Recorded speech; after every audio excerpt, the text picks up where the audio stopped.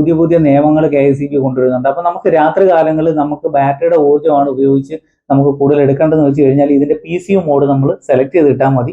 വണ്ടറിന്റെ AC-കളൊക്കെ നമുക്ക് ഉപയോഗിക്കാം. 2400 വാട്ട്സ് ആണ് ഇതിന്റെ ലോഡിംഗ് കപ്പാസിറ്റി. അപ്പോൾ നമ്മൾ പാനൽസ് 2000 വാട്ട്സ് അല്ലെങ്കിൽ 2400 വാട്ട്സ് പാനൽ കൊടുക്കുന്നുണ്ടെങ്കിൽ തീർച്ചയായിട്ടും നമുക്ക് ഈ ഫുൾ ലോഡ് നമുക്ക് പകൽ ഉപയോഗിക്കാനായിട്ട് സാധിക്കും.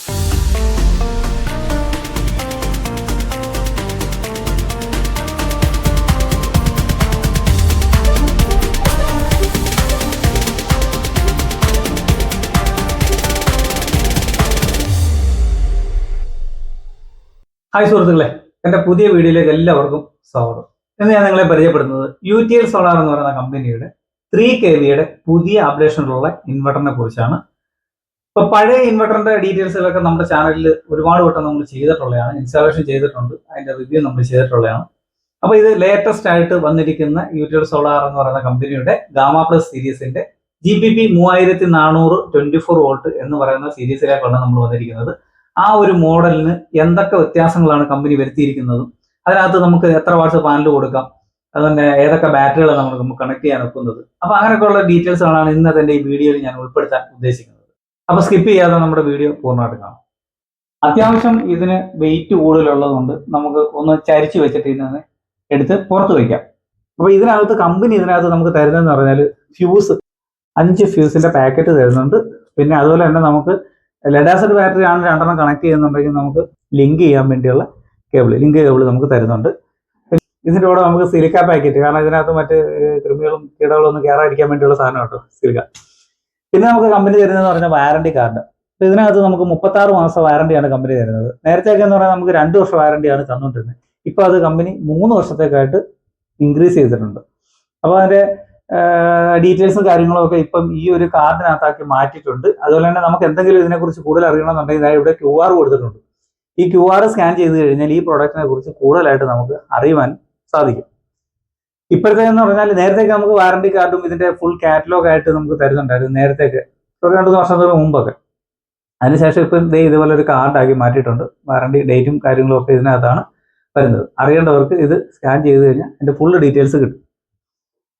ഇനി അടുത്ത നമ്മൾ ഈ ഒരു സിസ്റ്റത്തെ കുറിച്ച് നമ്മൾ പറയുകയാണെന്നുണ്ടെങ്കിൽ എറർ കോഡുകളും കാര്യങ്ങളും ഒക്കെ ഇതിന്റെ മുകളിൽ തന്നെ എല്ലാം പഴയ രീതിയിൽ തന്നെ കൊടുത്തിട്ടുണ്ട്. അതായത് മറ്റു മോഡലുകളിൽ നമ്മൾ കണ്ടുകൊണ്ടിരുന്ന അതേ രീതിയിൽ തന്നെ ഇതിന്റെ എറർ കോഡുകൾ മുകളിൽ ഈ കോർണറിൽ കൊടുത്തിട്ടുണ്ട്. അപ്പോൾ അത് വായിച്ചു കഴിഞ്ഞാൽ നമ്മുടെ ഈ ഡിസ്പ്ലേയിൽ എന്തൊക്കെയാണ് എറർ വരുന്നത്, അതുപോലെ തന്നെ ഏതൊക്കെ ലൈറ്റുകൾ, കാരണം പല കളറിലായിട്ട് ഇതിന്റെ ഡിസ്പ്ലേയിൽ ലൈറ്റ് വരും.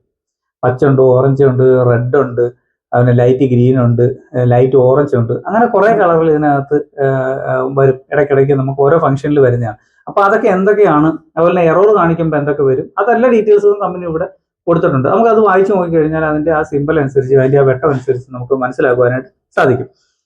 അടുത്തതായിട്ട് നമുക്ക് പറയാൻ അതിന്റെ ആ ഒരു കളർ, ഇത് നല്ല ആ ഒരു പഴയ കളർ തന്നെ, മഞ്ഞ ഗാമ പ്ലസിന്റെ ആ ഒരു കളർ അവർ കീപ്പ് ചെയ്തിട്ടുണ്ട്. പിന്നെ അതുപോലെ തന്നെ അത്യാവശ്യം ഹൈറ്റ് ഉണ്ട് ഇതിന്. പിന്നെ ഇതിന്റെ ഫ്രണ്ട് സൈഡിലേക്ക് നമ്മൾ എടുത്ത് പറയുകയാണെന്നുണ്ടെങ്കിൽ ഫ്രണ്ട് സൈഡിൽ ഗാമ പ്ലസിന്റെ അതേ രീതിയിൽ തന്നെയുള്ള ആ ഒരു ലെവൽ തന്നെയാണ് ഇവിടെ അവർ കൊടുത്തിരിക്കുന്നത്. അതുപോലെ തന്നെ ഇതിനകത്ത് ഫസ്റ്റ് ലൈറ്റ് ഉണ്ട്, IT മോഡ് ഉണ്ട്, ദാണ്ട എനേബിൾ ചെയ്യാനും ഡിസേബിൾ ചെയ്യാനും ഉള്ള ഇത്. അതായത് ഇത് 3 വട്ടം അടുപ്പിച്ച് പ്രസ് ചെയ്ത് കഴിഞ്ഞാൽ ഈ ഒരു ലൈറ്റ് പച്ച കത്തും. അപ്പം ഇത് എനേബിൾ ആവും.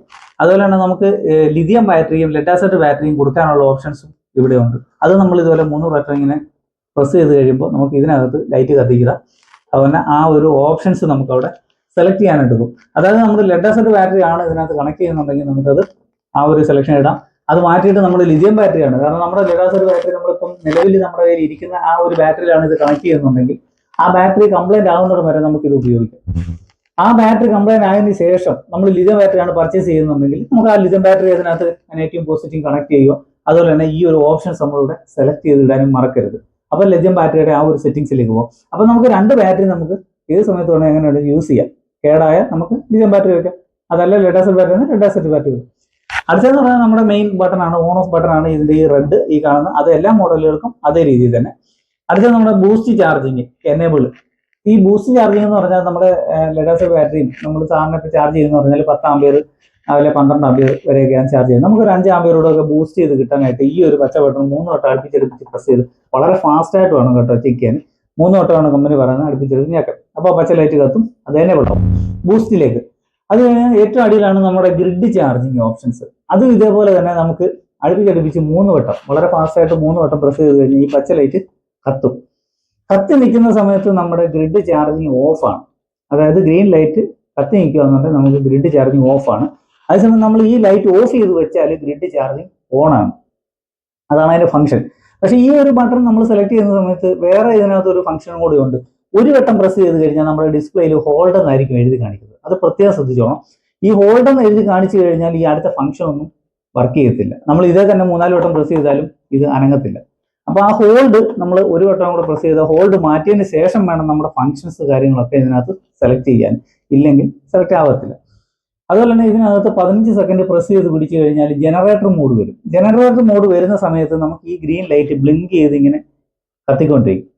അപ്പം 15 സെക്കൻഡ് നമ്മൾ അതിനകത്ത് പ്രസ് ചെയ്ത് പിടിച്ചത് കൊണ്ടാണ് ആ ജനറേറ്റർ മോഡിലേക്ക് പോകുന്നത്. ജനറേറ്ററിൽ നിന്നാണ് നമ്മൾ പവർ എടുത്തിട്ട് ഇത് വർക്ക് ചെയ്യിക്കാൻ ഉദ്ദേശിക്കുന്നതെങ്കിൽ ആ രീതിയിലേക്ക് മാറും. അപ്പോൾ നമ്മളത് ഡിസേബിൾ ചെയ്യാനായിട്ട് ഈ ബട്ടണിൽ തന്നെ നമുക്ക് 15 സെക്കൻഡ് വീണ്ടും പ്രസ് ചെയ്ത് തന്നെ, അതായത് പ്രസ് ചെയ്ത് അമുക്കി തന്നെ പിടിക്കുക.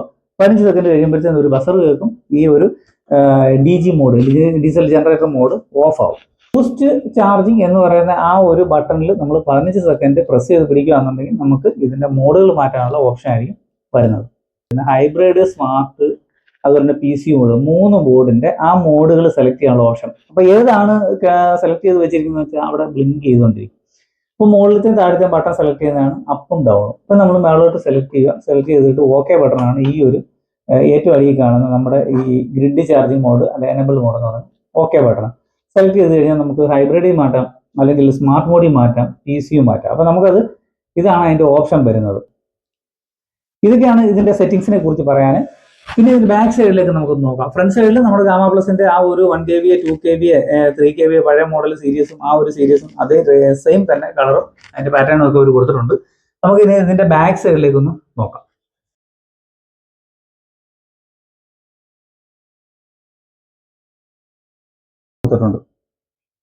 ഇതിന് കൂളിംഗ് ഫാന് 3 എണ്ണമാണ് ഇതിന് കമ്പനി കൊടുത്തിരിക്കുന്നത്. അതുപോലെ തന്നെ സോളാർ പാനൽ കണക്ട് ചെയ്യാനുള്ള ഓപ്ഷൻസ് ഇവിടെ ഉണ്ട്. നമുക്ക് ഇത് വരുന്നത് 3000 V ആണ്. ഇതിനകത്ത് നമുക്ക് ഈ കപ്പാസിറ്റി തന്നിരിക്കുന്നത് 3000 V 24 വോൾട്ട്. അതിനകത്ത് നമുക്ക് 3000 വാട്ട്സ് പാനൽ കണക്ട് ചെയ്യാം എന്നാണ് കമ്പനി നമുക്ക് തരുന്ന റിപ്പോർട്ടുകൾ.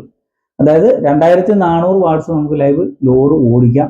അതുപോലെ 3000 വാട്ട്സ്, ഇപ്പം 600 വാട്ട്സിന്റെ പാനൽസ് ആണ് നമ്മൾ കണക്ട് ചെയ്യുന്നുണ്ടെങ്കിൽ നമുക്ക് 4 പാനൽ സുഖമായിട്ട് കണക്ട് ചെയ്യാം. പക്ഷേ ഇതിന് മുമ്പുള്ള സീരീസിനകത്താണെന്നുണ്ടെങ്കിൽ നമുക്ക് 2160 വാട്ട്സ് മാത്രമേ ഇതിനകത്ത് കണക്ട് ചെയ്യാൻ ഒക്കത്തുള്ളൂ.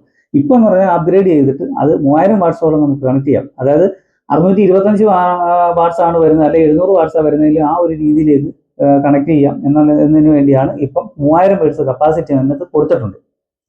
അതുപോലെ തന്നെ നമുക്ക് ഇത് AC-യുടെ ഒരു MCB ഇവിടെ കൊടുത്തിട്ടുണ്ട്. അതായത് AC ലൈന് നമുക്ക് എന്തെങ്കിലും കംപ്ലൈൻസ് വരുന്നത് ട്രിപ്പ് ആവാൻ വേണ്ടി ഓട്ടോമാറ്റിക്കലി ഇവിടെ നമുക്ക് MCB കൊടുത്തിട്ടുണ്ട്. അതിൻ്റെ എന്ന് പറഞ്ഞാൽ 20 ആംപിയർ ആണ് ഇവിടെ കൊടുത്തിരിക്കുന്നത്. സീമെൻസിന്റെ ആണ് ഈ ഒരു MCB ഇവിടെ കണക്ട് ചെയ്തിരിക്കുന്നത്. പിന്നെ നമുക്ക് വരുന്നതെന്ന് പറഞ്ഞാൽ 16 ആംപിയറിന്റെ ഒരു 3 പിൻ പ്ലഗ് നമുക്ക് ഇൻസേർട്ട് ചെയ്യാനായിട്ട് AC-യുടെ കോഡിനകത്ത് വരുന്നുണ്ട്.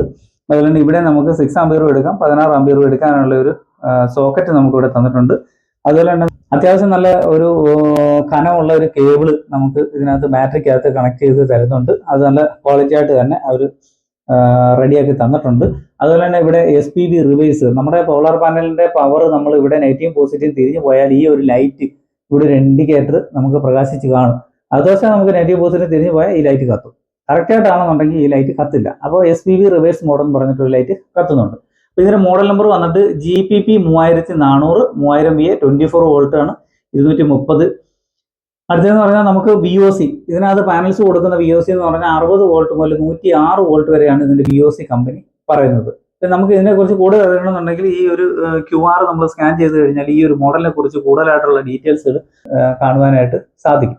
അപ്പോൾ ഇതൊക്കെയാണ് നമ്മുടെ ഈ ഒരു മോഡലിനെ കുറിച്ച് എനിക്ക് നിങ്ങളോട് പറയാനുള്ളത്. അപ്പം ഇത് അടുത്ത വീഡിയോയിൽ ഞാൻ ഇതിനകത്ത് സോളാർ പാനൽ കണക്ട് ചെയ്യുന്നതും ഇതിനകത്ത് നമുക്ക് ഉപയോഗിക്കാവുന്ന എക്യുപ്മെന്റ്സുകൾ എന്തൊക്കെയാണെന്നുള്ളത് ഞാൻ നിങ്ങളെ പരിചയപ്പെടുത്തരാം. ഇതിനകത്ത് ഇപ്പോൾ 2400 വാട്ട്സ് നമുക്ക് ലോഡ് കൊടുക്കാം എന്നാണ് കമ്പനി ഇതിനകത്ത് പറയുന്നത്. അപ്പൊ ഇതിനകത്ത് നമുക്ക് 1 HP ഒരു മോട്ടറൊക്കെ നമുക്ക് ഉപയോഗിക്കാനായിട്ട് ധൈര്യമായിട്ട്, അതായത് 1 HP വാട്ടർ പമ്പ് നമുക്ക് ഉപയോഗിക്കാം. അതുപോലെ തന്നെ 1 ton AC-കളൊക്കെ നമുക്ക് ഉപയോഗിക്കാം. 2400 വാട്ട്സ് ആണ് ഇതിന്റെ ലോഡിംഗ് കപ്പാസിറ്റി.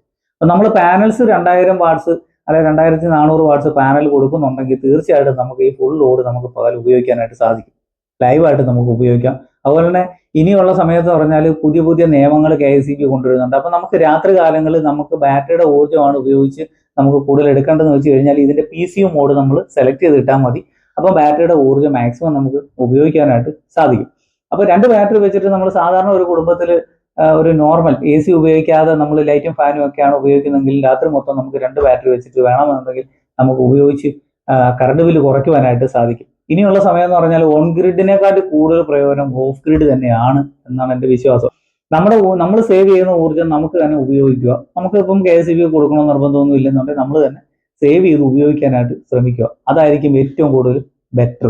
ഇപ്പം കറണ്ട് ഇല്ലെങ്കിലും നമ്മുടെ വീട്ടിൽ നമുക്ക് വെള്ളം അടിക്കാനോ അതുപോലെ വാഷിംഗ് മെഷീൻ വർക്ക് ചെയ്യാനോ മിക്സി വർക്ക് ചെയ്യാനോ ഒരു AC വർക്ക് ചെയ്യാനോ അങ്ങനെയുള്ള ബുദ്ധിമുട്ടുകളൊക്കെ നമ്മൾ അനുഭവിക്കാതിരിക്കാൻ ഇതുപോലെയുള്ള 3 kVയോ അല്ലെങ്കിൽ 5 kVയോ ഉള്ള ഇൻവെർട്ടറുകൾ ഓഫ് ഗ്രിഡ് ആയിട്ടുള്ള വെച്ച് നമ്മൾ ഉപയോഗിക്കുക. അതാണ് ഏറ്റവും ബെറ്റർ. ഇതെന്ന് പറഞ്ഞാൽ 6 MPPT ടെക്നോളജി ഉള്ള MPPT ഇൻബിൽട്ട് ആയതുകൊണ്ട് ഇതിനകത്ത് തന്നെ നമുക്ക് ഇതിന്റെ പാനലിന്റെ വോൾട്ടേജ്, അതുപോലെ തന്നെ ബാറ്ററി എത്ര ആംപിയറിലാണ് ചാർജ് ചെയ്യുന്നത്, അതുപോലെ തന്നെ നമുക്ക് ടോട്ടൽ നമുക്ക് എത്ര ഊർജ്ജം കിട്ടി, അതായത് എത്ര നമുക്ക് യൂണിറ്റ് കിട്ടി എന്നുള്ള കാര്യങ്ങളൊക്കെ നമുക്ക് ഈ സിസ്റ്റത്തിന്റെ ഡിസ്പ്ലേയിൽ നമുക്ക് സെലക്ട് ചെയ്ത് കാണുവാനായിട്ട് സാധിക്കും. അപ്പൊ ഇങ്ങനെയുള്ള കുറെ ഓപ്ഷൻസ്, അതുപോലെ തന്നെ ഇതിന്റെ പാരാമീറ്റർ, ഇപ്പൊ നമുക്കിപ്പോ ബാറ്ററിയുടെ ഊർജ്ജം നമുക്കൊരു സെറ്റിംഗ്സ് ഉണ്ട്. ആ സെറ്റിംഗ്സിനപ്പുറം നമുക്ക് വേറെ ഏതെങ്കിലും വേണം, അല്ലെങ്കിൽ നമുക്ക് കൂട്ടുകയോ കുറയ്ക്കുകയോ ചെയ്യണം, നമുക്ക് ഇതിന്റെ പാരാമീറ്റർ പോയിട്ട് നമുക്ക് സെലക്ട് ചെയ്യാനായിട്ട് സാധിക്കും. അപ്പോൾ വളരെ സിമ്പിൾ ആയിട്ടുള്ള കാര്യങ്ങൾ എന്റെ പഴയ വീഡിയോകളിലൊക്കെ ഞാൻ ഇതുപോലെ തന്നെ ഇതിന്റെ പാരാമീറ്റർ മാറ്റുന്ന കാര്യങ്ങളും ഒക്കെ ഞാൻ വീഡിയോ ചെയ്തിട്ടുണ്ട്. അപ്പോൾ എന്റെ വീഡിയോ ഇതിനെക്കുറിച്ച് കൂടുതലായിട്ട് ഇനി ഇത് വർക്ക് ചെയ്ത് കാണിക്കുന്ന ആ ഒരു വീഡിയോ അടുത്ത സ്റ്റെപ്പായിട്ട് ഞാൻ കാണിക്കുന്നതായിരിക്കും. ഇതിനകത്ത് ലെഡ് ആസിഡ് ബാറ്ററി കണക്ട് ചെയ്യാം, അതുപോലെ ലിഥിയം ബാറ്ററി കണക്ട് ചെയ്യാം. അപ്പോൾ ഞാൻ ഇതിന്റെ ലിഥിയം ബാറ്ററി ഒക്കെ കണക്ട് ചെയ്തിട്ടും ഇത് ചാലുമൊക്കെ കാണിക്കുന്നുണ്ട്. അപ്പോൾ എന്റെ വീഡിയോ ഇഷ്ടപ്പെട്ടാൽ ലൈക്ക് ചെയ്യാനും സബ്സ്ക്രൈബ് ചെയ്യാനും മറക്കരുത്. വീഡിയോ കണ്ടതിന് നന്ദി.